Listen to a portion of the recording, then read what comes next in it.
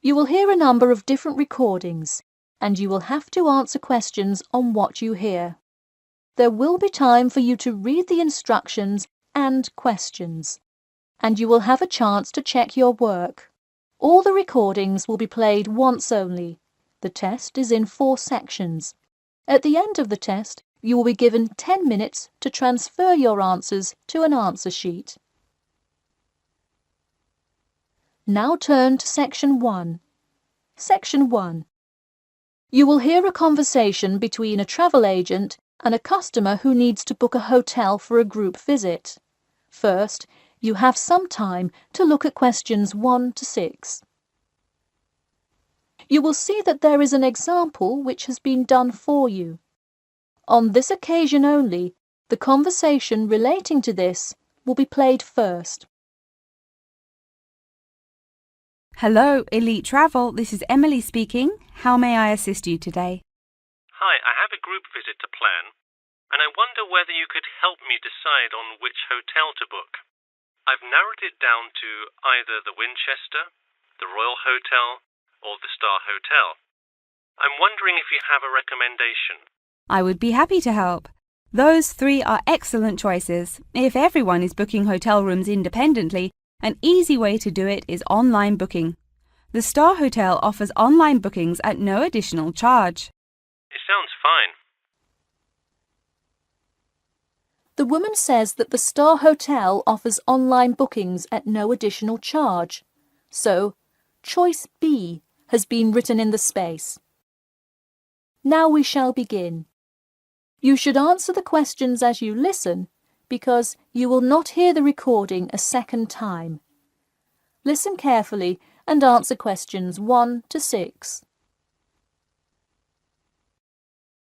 Hello, Elite Travel. This is Emily speaking. How may I assist you today? Hi, I have a group visit to plan, and I wonder whether you could help me decide on which hotel to book.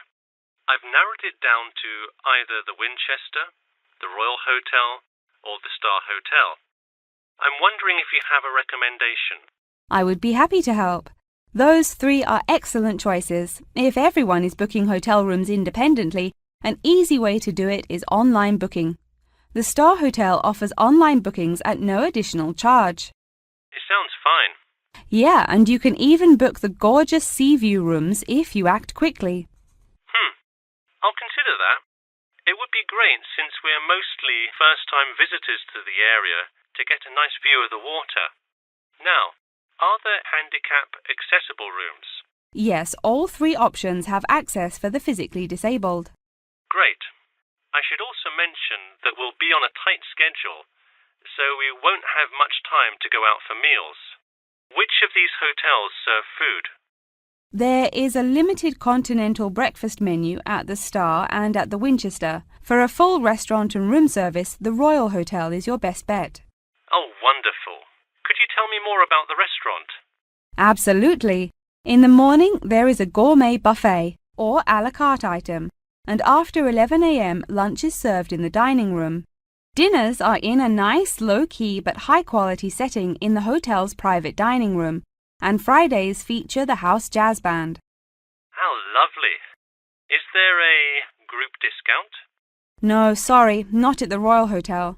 Let me check on the others, though. Could I place you on hold for just a second? Sure, thanks. It looks like there is one at the Winchester. 15% off when you book 8 or more rooms. Really? Sold. We'll book at the Winchester. Wait, is it suitable for children, though? We'll have a few little ones in our group, and it would be great to have a way to keep them occupied. Yes, in fact it has a play place that kids just love, with slides and swings and everything. Definitely a good hotel to bring the kids. Okay, great. Before you hear the rest of the conversation, you have some time to look at questions 7 to 10. Now listen and answer questions 7 to 10. So now I know where we'll be staying. What next? Should I go ahead and book transportation and assign rooms and everything? Well, for now there are only a few things for you to take care of. We will hold a block of rooms for you as soon as you send a deposit. I recommend booking as soon as possible, so you probably want to send the invitations as soon as you know how many rooms to hold. Oh, right. Okay. I'll send the invitations and put down the deposit. Is there anything else I should take care of?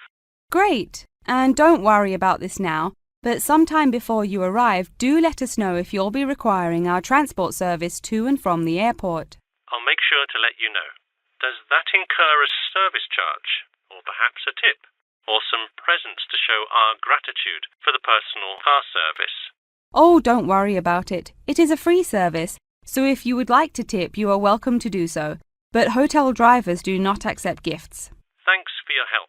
My pleasure. Enjoy your stay at the Winchester. That is the end of section 1. You now have half a minute to check your answers. Now turn to section 2. Section 2.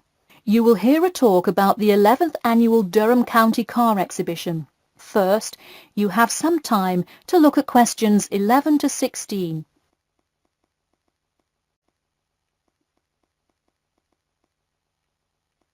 Now, listen carefully and answer questions 11 to 16. Ladies and gentlemen of Durham, start your engines.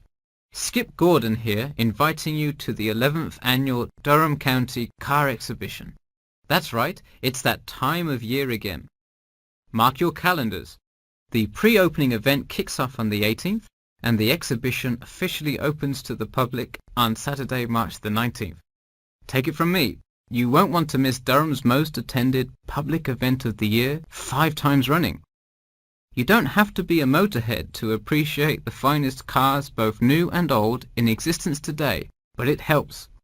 Be one of the 70,000 people to see everything from big rig monster trucks to good old-fashioned classic hot rods. Get your tickets now.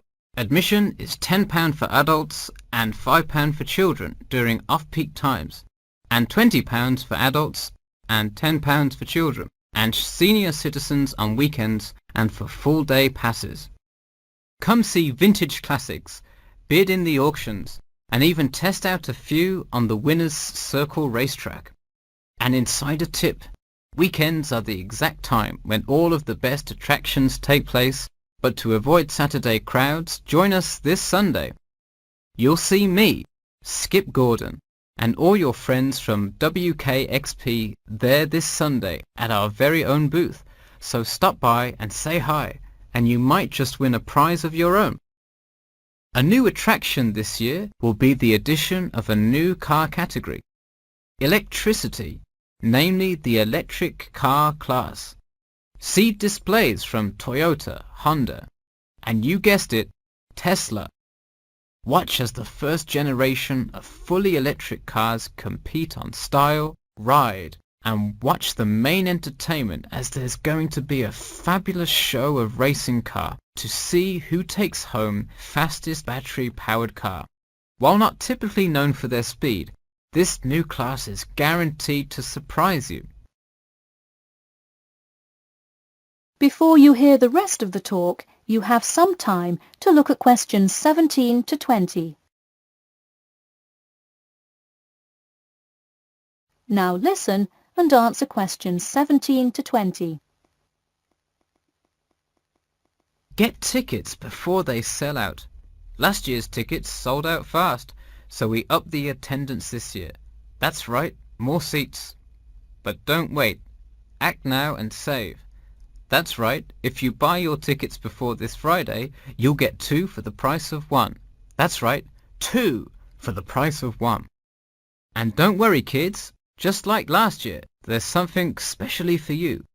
Wreak havoc on the road with the Kids Crazy Cars ride, and then race around the Tiny Tykes track in your favorite child-sized race car. Meanwhile, Mom and Dad can take a spin in a ride a bit more than their size. We're rolling out a massive dirt track so you can get behind the wheel and test drive something a little more adventurous. Put the pedal to the metal in a 4x4 SUV as you go over bumps and navigate through twists and turns. You'll want to buckle up. You heard it here. Act now to get in on the fun at the Durham County Car Show before it's too late. Come for prizes, good prices, and good old-fashioned family fun. We had a lucky draw for a new car last year, but this year our main event is the Monster Truck Rally, where one lucky fan will win a chance to experience the thrill from behind the wheel, well, next to the wheel, as they ride with legendary driver Smash Tate. Feel the speed firsthand and talk to a living legend in a true, once-in-a-lifetime opportunity. For tickets, go online to www.durhamcountycars.com or call 1-888-CAR-SHOW now. We'll see you there, and always remember to buckle up. That is the end of Section 2. You now have half a minute to check your answers. Section 3. You will hear a student asking Professor Jameson for advice in choosing courses for next semester. First, you have some time to look at questions 21 to 23.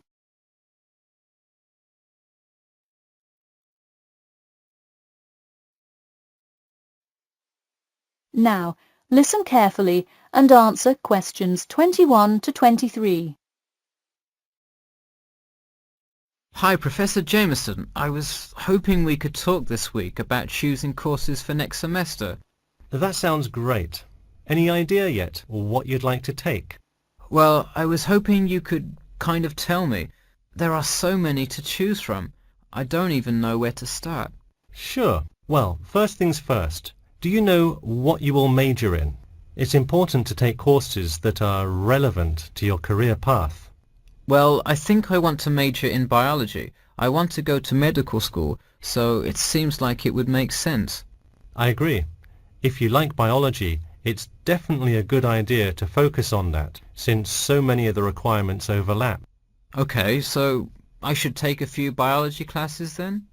Yes, let's start there. You should pick 1 or 2 biology classes. Not just any biology classes, though. If possible, read online or talk to senior fellows and find out about the structure of the courses. You don't want to end up signing up for 2 classes that require labs in the same semester. You'll spend so much time in the biology department that you won't see the light of day. All right, good idea. I heard labs can be as long as 4 hours. That's true. And another thing, make sure the topic is either relevant to your major or something you're interested in learning about.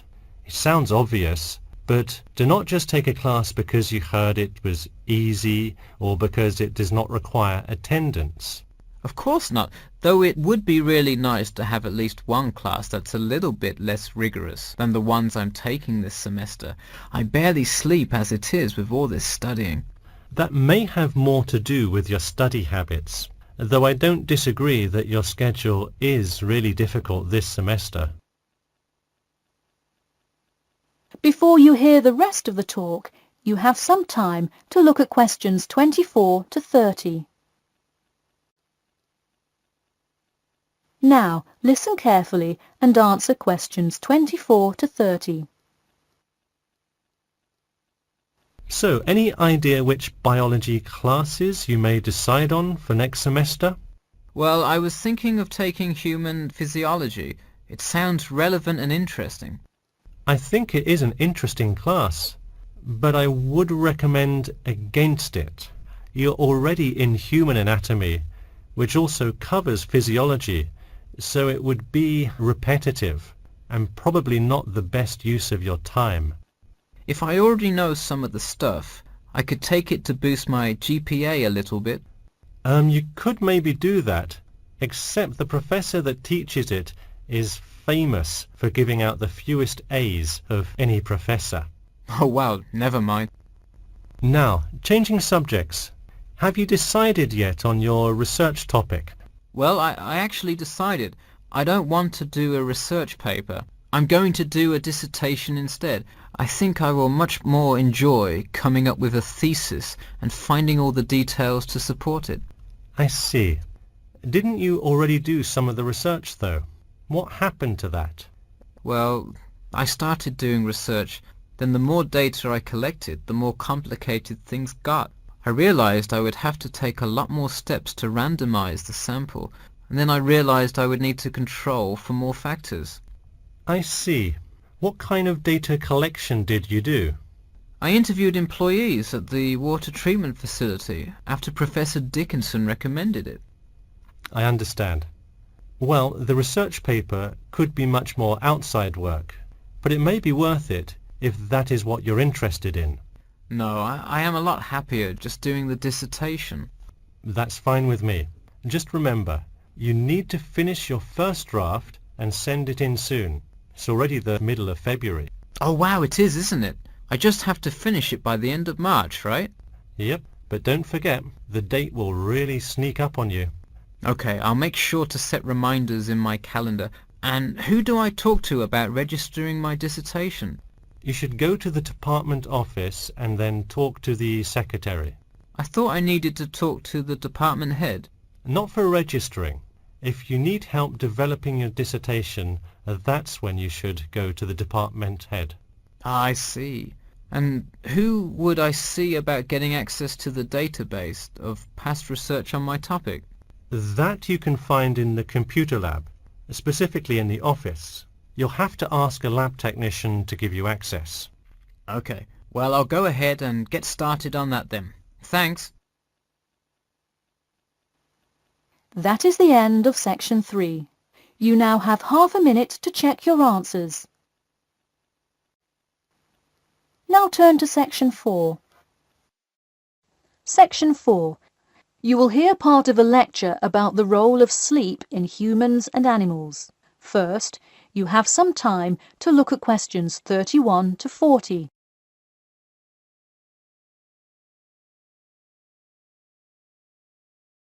Now, listen carefully and answer questions 31 to 40. Good morning, everyone. In today's lecture, I'm going to talk about the role of sleep in humans and animals. Of all the biological processes in the animal kingdom, sleep is perhaps the most important. A human can survive for almost 2 weeks without eating, but did you know that 1 week without sleep can be fatal? It's even worse for animals, especially for those who must avoid predators. Without sleep, an animal is much less capable of avoiding an attack. This is the case for all animals, whether they are reptiles, mammals, or fish. Let us look now at how different animals sleep, reasons for their ways of rest, and the potential problems they might encounter. In marine life, sleep must be balanced with breathing. For example, the dolphin must float to the surface as it sleeps in order to breathe. Like other large sea mammals, they keep one eye open and one half of the brain awake at all times to maintain some amount of consciousness required to breathe and to watch out for possible threats. They sleep with only one brain hemisphere in slow-wave sleep. Birds also have unusual sleeping patterns, mostly due to being constantly on edge in the presence of numerous predators. They usually sleep quite lightly. For example, Swainson's thrush, also called olive-backed thrush, is a medium-sized thrush that takes hundreds of naps during the day, each of which lasts just a few seconds. While migrating, migratory birds tend to function well on micronaps.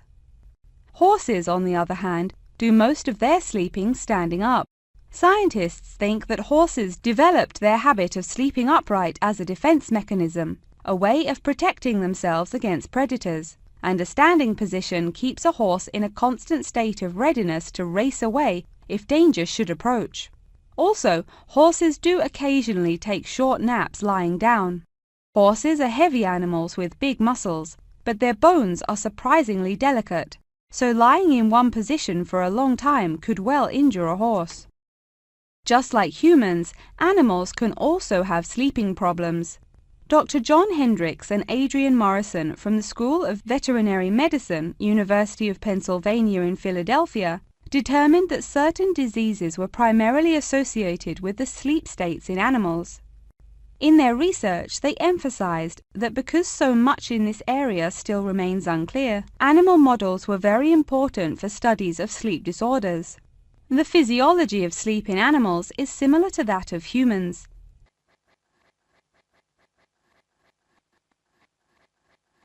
But why do we humans sleep? Researchers and scientists believe it helps us organize our memories of the day, that sleep acts as a kind of filing system for the brain. Without it, our thoughts become disorderly and confused, which leads to increased likelihood of accidents and a tendency to say and do bizarre things. Researchers also believe that sleep plays a key role in learning. We sleep so that the brain can integrate new knowledge and form new associations. Because of the similar sleeping pattern to that of humans, rats are often studied in order to increase our knowledge of human physiology. In one study, rats were kept awake for almost 2 weeks and their behavior was observed. Researchers found the sleep-deprived rats could hardly remember anything of what they had been taught that day. For example, one rat had been taught to recognize pictures of various Parisian landmarks in order to receive food. Pressing a button below a picture of the Louvre would result in food being released, and so forth. However, when deprived of sleep, they would press buttons seemingly at random. In addition to rats, the fruit fly, a small insect that feeds and breeds on spoiled fruit, also has been used as a model organism, and thousands of scientists around the world work on it. But why was the fruit fly chosen to be studied? It was for practical reasons. The most important one is that the relationship between fly and human genes is so close that the sequences of newly discovered human genes, including genes that show a susceptibility, can often be matched against their fly counterparts. This provides an indication of the function of the human gene and could help in the development of effective drugs to help people with sleeping disorders. Therefore, many scientists today choose to study the genetic structure of the fruit fly, which could make a particularly important contribution to the understanding of developmental processes in humans. In conclusion, sleep is a necessary part of life, not just for humans, but for the entire animal kingdom. Now, I'd be happy to answer any questions you may have. That is the end of section 4. You now have half a minute to check your answers.